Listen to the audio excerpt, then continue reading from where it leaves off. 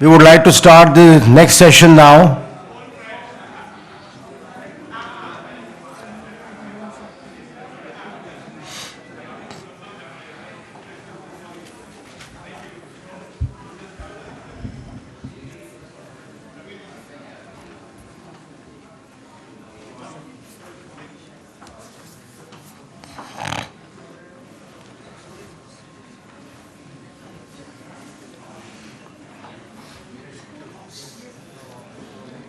Professor साहब आइए इधर.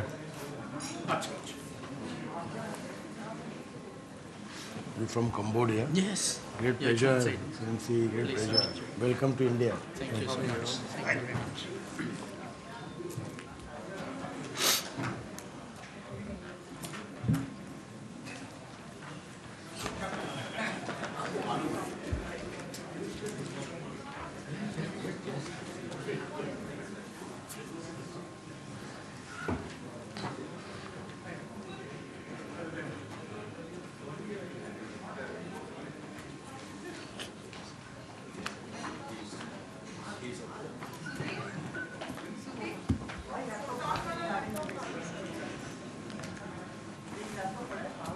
I think we'll start now. Where is Amar Sinha? Huh?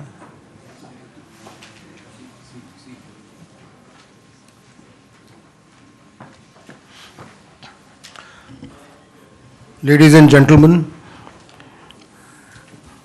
our first session this morning is Look East to Act East, India's journey from dialogue partnership to strategic partnership.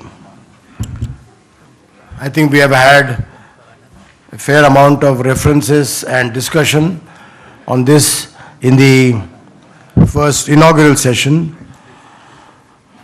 As we all know that over the last 25 years, India's interaction with ASEAN and East Asia grew multifold, and which has led to the policy being redefined as the Act East policy. And as I said earlier, Act East really denotes India's acceptance of this policy as the main plank of India's foreign policy. And several of our interactions, our initiatives or decisions are today centered on the premise of this policy. It has also grown in several dimensions, and no policy can ever be static. It has to adapt and it has to accept. It has to cater to the changing requirements, and that has actually been continually happening. There are several dimensions to that: maritime security, fight against religious fundamentalism or terrorism, economic integration, trade and investment, capacity building assistance, involvement between ASEAN and India in civil aviation, education, medical services, and the host of it. I think this is a relationship which has really no bounds, and as you saw in the documents prepared by RIS, there has been a progressive growth in all these aspects. To discuss this and to understand the contours of our Act East policy, and to also see what we can do next to expand on this policy, because this is just a beginning as per to my mind. We have a very eminent panel this morning. We have Admiral Dhawan, the chairman of the National Maritime Foundation, Ambassador Paul Suthirak from Cambodia, Ambassador Amar Sinha, Professor Baladas Ghoshal, and Professor Du Duc Din from Vietnam. So, with this brief introduction, may I now call upon Admiral R.K. Dhawan to kindly give us his thoughts and ideas. Thank you. Thank you, sir. Ambassador Sudhir Debre, the eminent panelists for the session, Excellencies, distinguished guests, ladies and gentlemen. It is indeed a distinct honor for me to be present here this morning to share my thoughts with this august audience on the subject of India-ASEAN maritime partnerships, both challenges as well as opportunities. As a maritime nation, India has vast maritime interests. These have a direct relationship with the nation's economic growth. These are also our enablers of the blue economy, and they provide avenues for maritime partnerships with the ASEAN as we sail past the waypoint of 25 years of ASEAN-India dialogue partnership this year. ASEAN itself has grown tremendously in stature, and India considers ASEAN an major economic, trade, and strategic partner. In recent years, under the leadership of our Honorable Prime Minister, Shri Narendra Modi, there have been a series of initiatives for development in the maritime domain, including the quest to harness the blue economy and the transition from the Look East to the Act East policy. These are all pointers to indicate that India has once again turned towards the seas and is destined to emerge as a resurgent maritime nation. I will now highlight some of the maritime sectors that are likely to witness significant growth in the coming years and will also provide opportunities to partner with the ASEAN to harness the blue economy. The Government of India has prepared a comprehensive island development plan taking into account aspects of security, economic sustenance, environment preservation, coastal, as well as cultural sustenance as well.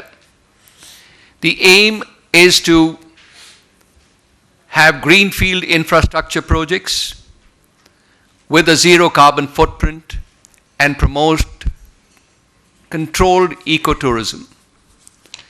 This would open up a host of opportunities for connectivity, setting up of cruise terminals, marinas, and resorts, and promote marine tourism and cruise tourism between India and ASEAN.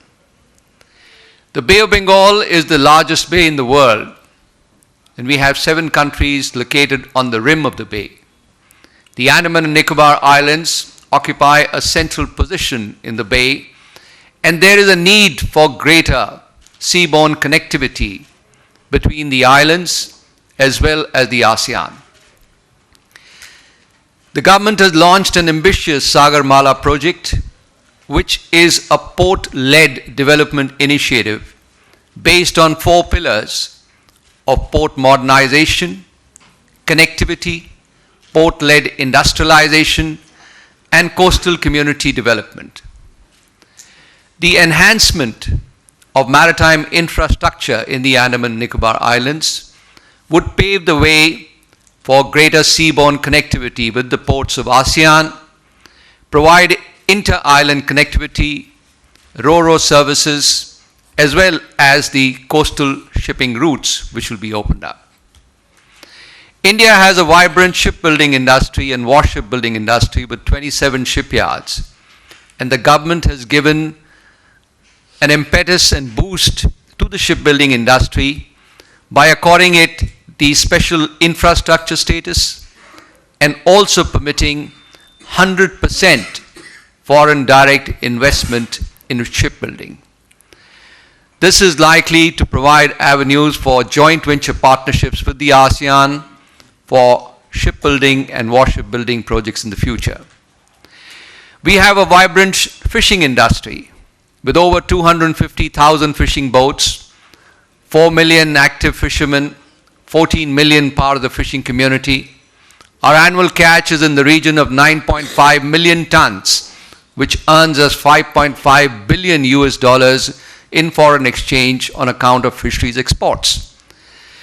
But that is only scratching the surface, because 90% of fishing in Indian waters is restricted to coastal areas, whereas we have the entire 200 nautical miles of the exclusive economic zone to be exploited. There is hardly any fishing in deep Indian waters, and fish in deep Indian waters, it is said, are dying of old age. This provides a unique opportunity for partnerships for deep sea fishing projects between India and ASEAN. The other niche sector is that of renewable sources of ocean energy, like the tidal, wave energy, and ocean thermal energy conversion. The other areas include offshore oil and gas exploration, deep seabed mining, and all these provide a spectrum of opportunity for partnering with the ASEAN for joint venture projects.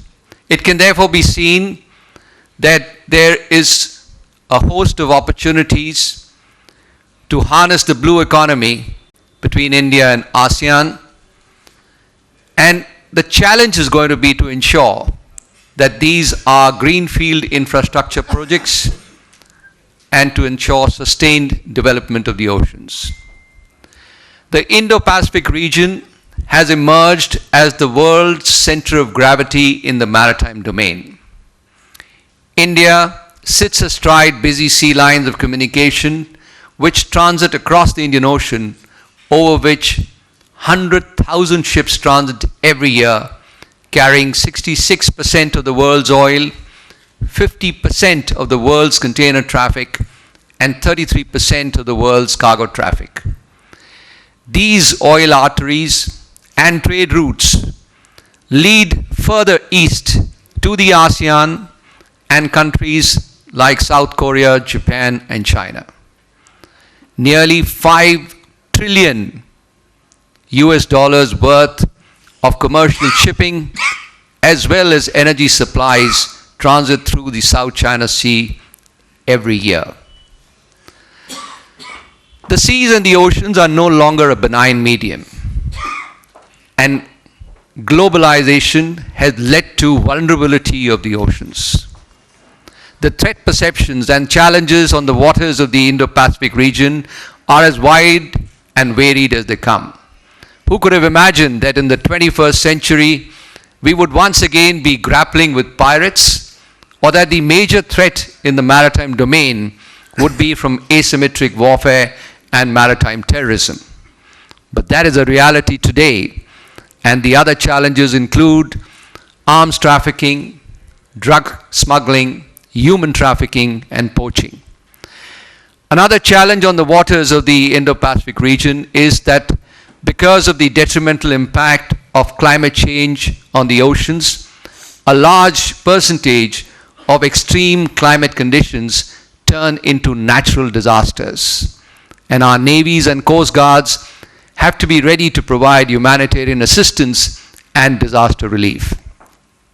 The instabilities and turbulence on land in some parts of the Indo-Pacific region have the potential to spill over into the maritime domain, and the situation can best be described as fragile.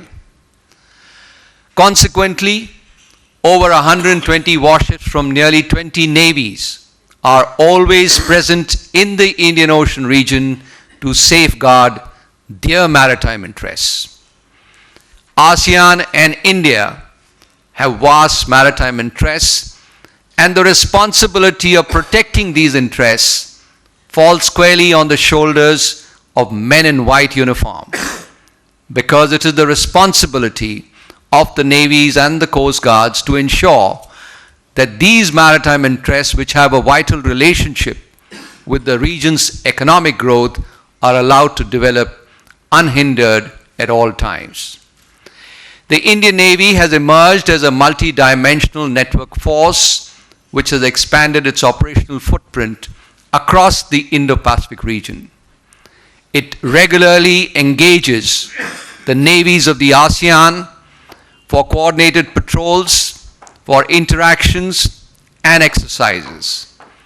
We also carry out capacity building and capability enhancement initiatives and information exchange to enhance the maritime domain awareness. In 2008, the Indian Navy took a unique initiative and launched the Indian Ocean Naval Symposium as a maritime construct for cooperation among navies of the region. The IORA is another organization in which Ambassador Sudhir Devre has a lot of stake and a role to play, which is another organization for promoting cooperation among the countries of the region. To further promote cooperation among navies